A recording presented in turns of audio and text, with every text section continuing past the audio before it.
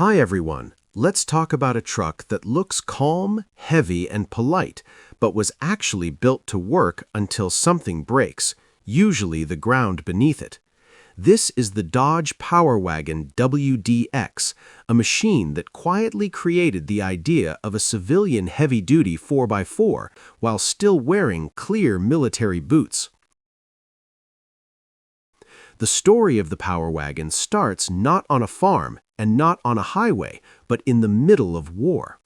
During World War II, Dodge produced thousands of WC Series military trucks, tough, simple, brutally honest machines. When the war ended, Dodge looked at all that hardware and basically said, what if civilians actually need this?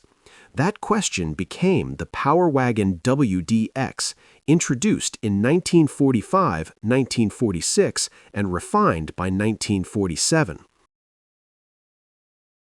At first glance, the WDX doesn't try to impress. No chrome drama, no fancy curves, flat fenders, upright cab, exposed confidence.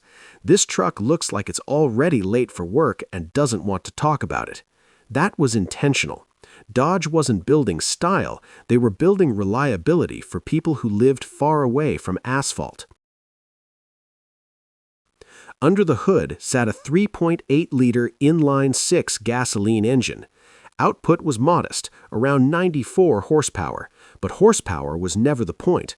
What mattered was torque, approximately 260 newton-meters, which translates to about 192 pound-feet. That torque arrived low in the rev range, exactly where farmers, loggers, utility crews, and soldiers needed it.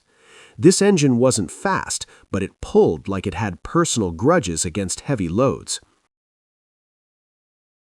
Power went through a 4-speed manual transmission paired with a 2-speed transfer case, giving the truck selectable 4-wheel drive.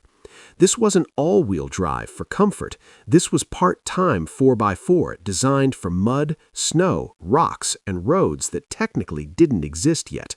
Lock it in and the truck would just keep going, slowly and stubbornly. One of the most important features, and one that separated the Power Wagon from civilian pickups of the era, was its solid axles front and rear, mounted on leaf springs. Comfortable? Not really. Durable? Absolutely. If comfort was a priority, Dodge would have added cushions instead of steel, but durability won every argument. The chassis itself was massive. The ladder frame was overbuilt even by military standards. Curb weight sat around 2,500 kilograms, roughly 5,500 pounds, depending on configuration. Payload capacity could reach about 1,800 kilograms, or nearly 4,000 pounds, which was serious business for a civilian truck in the late 1940s.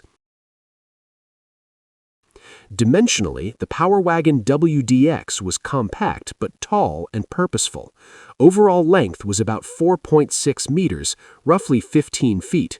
Width came in around 2 meters or 6.5 feet, and height hovered near 2.1 meters, close to 6.9 feet. It wasn't wide, but it stood upright like it expected obstacles.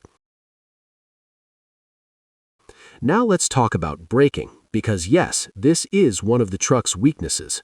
The WDX used drum brakes on all 4 wheels, no power assist. Stopping this truck required planning, commitment, and sometimes prayer. Loaded downhill, it reminded drivers that physics always has the final word. This wasn't a flaw, it was simply the technology of the time, but it's something modern drivers would notice immediately. Steering was another feature. Manual steering, heavy ratio, large steering wheel. At low speeds, turning the wheel felt like arm day at the gym. On rough terrain, the wheel talked back, loudly. But again, simple, strong, repairable anywhere with basic tools. Where the Power Wagon truly earned its reputation was versatility. Civilian buyers used it as a farm truck, a forestry vehicle, a snowplow, a winch truck, a utility platform. Dodge even offered factory-installed PTO systems to power external equipment. This truck wasn't just transportation, it was a mobile tool. And then there's the military DNA that never really left. Many early power wagons were essentially demilitarized WC trucks with civilian paperwork. Some retained blackout light mounts, reinforced bumpers, and winch setups clearly inherited from wartime design. In some regions, they were even repurposed back into military or paramilitary service because they were simply too capable to ignore. Off-road, the WDX didn't rely on speed. It relied on geometry, gearing, and mass. Low gearing combined with torque meant it could crawl over obstacles that would stop lighter trucks. Approach and departure angles were excellent for the era, and ground clearance was generous thanks to large diameter wheels and solid axles. But let's be honest, the Power Wagon wasn't perfect. Fuel consumption was heavy. Expect numbers that make modern drivers uncomfortable. Ride quality on pavement was stiff. Cab noise was constant. Heat insulation was optimistic. This was a truck that expected you to dress for the weather, not complain about it.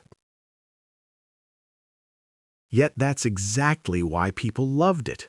The Power Wagon WDX created something new, a civilian truck that didn't pretend to be a car. It didn't chase comfort, it chased usefulness.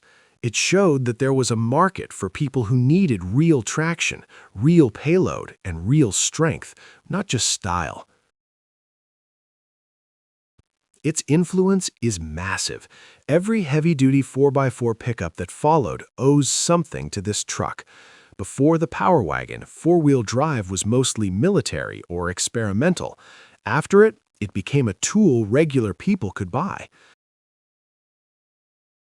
Today, surviving WDX models are highly valued. Restored examples are expensive, and original work trucks tell stories through dents and worn paint. These trucks aren't collected because they're rare. They're collected because they changed everything. So the Dodge Power Wagon WDX wasn't loud. It wasn't fast. It didn't try to impress. It just worked. In fields, in forests, on battle-scarred roads, and in places where maps were more suggestion than fact. If you enjoyed this deep dive into one of the most important trucks ever built, don't forget to subscribe.